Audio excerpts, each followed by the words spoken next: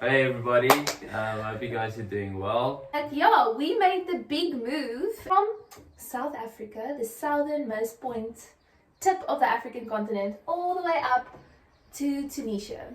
For those of you that don't know where Tunisia is and think we mean Indonesia, Tunisia is actually a country. And for the Tunisians out there who don't know where South Africa is, it's also a country. And it's right about here. Wow! Apparently some of you guys have been asking us just to share a little bit more about the context, how the process has been moving from South Africa to Tunisia, and just how it's been in general emotionally and how our experience has been moving. Yeah, so we thought we just make a quick video to share that experience with you guys, because if we were about to make that big move, we'd also want to know, like, you know, what goes into it and what do people experience. Joshua Sadi, how did you experience waking up on the 29th of December and knowing you're about to take your 4 airport bags and move to another country? Let's go. Yeah, I think for me it might have been a bit of a different experience to what Hannah might have experienced. I've been very excited about the move for so long. You can ask Anna. Since I came back, we've been watching videos about Tunisia and the culture and the food and the beautiful places almost every single evening since I came back, until the point that we actually came and visited Together. Yes. Yeah, because up until this point, I didn't even know Tunisia existed. Like, Josh went on this cool trip, called me, he's like, I found the best place ever, you're gonna love it. And I was like, Tunisia? What? Where? How? When? And he just came back and literally could not stop speaking about this place. So I was like, okay, if we're gonna move, then I need to see it. Yeah, so back to the question. On the morning of the 29th of December, I was feeling very excited, a little bit scared. I think the reality hit me of, wow, we're actually moving. We're going to leave what we know, our friends and our family, behind. And we're going to move to a new country. So it was a mixture of excitement and a bit of terror. Woo! We're on our way. Oops. To the airport. Got our bags packed. Got our family packed. Ek het my lelike broek in kry. Woo!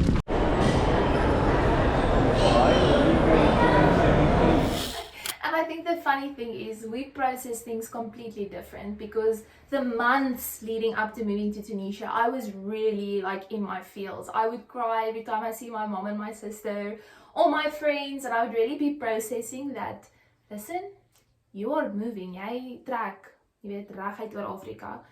But Josh was only really hit with this revelation the morning Like of... on the plane. On the So he was like totally chill up until this moment, and I look at him in the plane. Now I'm excited because I've processed, and I look at him and he's like, oh my word, what are we like about to do?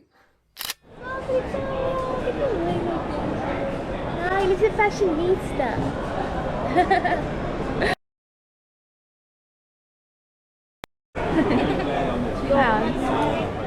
Hey everyone! So we're just waiting in the line to get our luggage wrapped because we don't want it to break.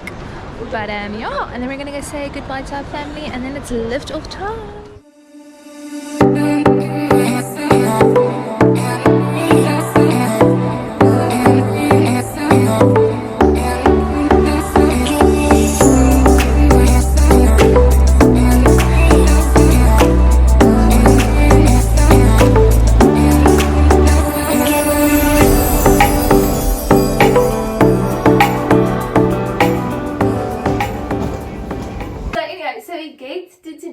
We were very fortunate to already know where we were gonna stay. Yeah. We had some friends who previously lived in Sue, so they took care of that for us, which I think really helped, not coming here and being like, where are we gonna put our heads down? Although we didn't have any bedding that night. Oh. I'm not gonna lie guys, it's feeling super unreal. I actually feel a bit emotional. Last when we were here, it was the first time that Josh brought me to come and look how Tunisia looks, and now we're moving. The second question that people have had is, what are some of the things that we did to make the transition from South Africa to Tunisia as smooth as possible and actually deal with culture shock on a relatively good level. Yeah, so I think we're still in the process of dealing with culture shock. The last thing he did in South Africa before he went was get a kilogram of coffee beans. Those from Stellenbosch would know. Shout out. The coffee is... And the very first thing he did when we got to Tunisia is get a coffee grinder. We had a few language lessons before we came just to learn the basics of hello, how are you, goodbye, I don't want to buy this from you, etc. So that was really helpful. And also from the get-go, building healthy habits. Yes. One of the first things we did was join a gym here, which I really think helped us just mentally and physically to get sort of a rhythm going. Yeah. And have a healthy relationship with the environment and with ourselves, being in a strange, awkward environment, at least feeling comfortable within our own bodies and having that outlet to process things. Yeah, because there's one thing that I think if I could tell anyone moving to a different country is like routine is your best friend, because absolutely everything is changing. The currency is different, the language is different. I don't even know how to order a coffee at a coffee shop because the names for the coffees are different. Cappuccino here is something completely different than it is Do in not South order Africa. a cappuccino in Tunisia. It's more like a mocha or Yes, something. it's not. Yeah, it's not doing the things. But so really having like little habits in your day that you are holding on to with your dear life was helpful. So for us it was going to the gym and having a Tuesday morning coffee date. Like that was what was getting me through my weeks, those first few weeks. Yeah, an honest review of our first weeks in Tunisia. Over to you. The first month I would say was a big adjustment. It was tough.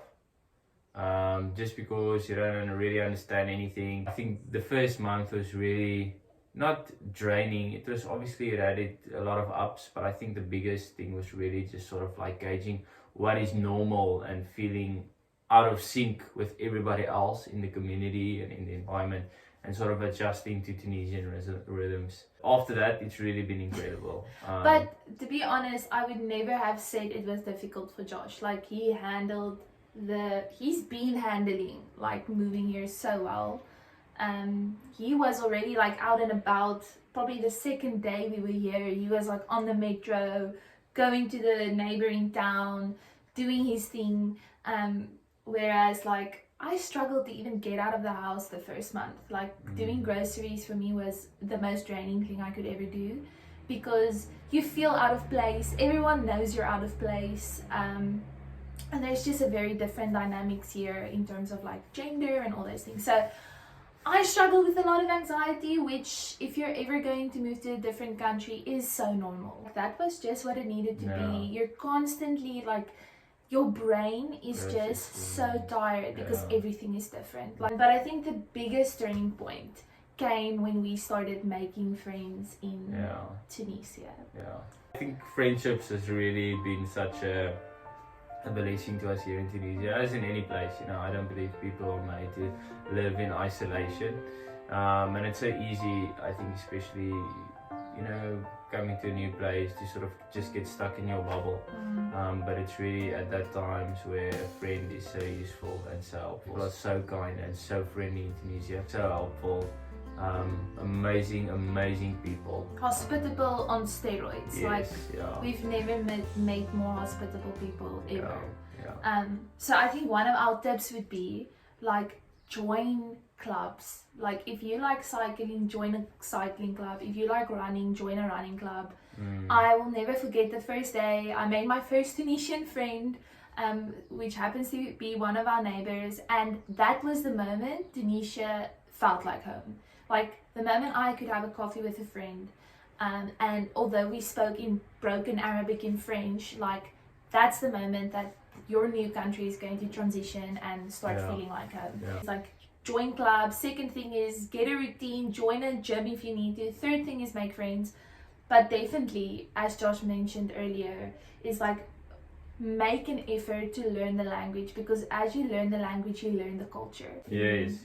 Or the fact that everybody says Saha. Yeah, it seems like it's a communal responsibility for everybody that is like if you see somebody else eating food, you have to go to them and say saha, which is so cool. Saha sort of means health, but here in Tunisia it means a variety of things. Enjoy. Yeah. So basically, if somebody got a haircut, or they have a new jacket, or they're eating a nice meal, or somebody's enjoying something nice, you can just say saha to them. And it really, beautiful. it gives you like an idea of the Tunisian heart.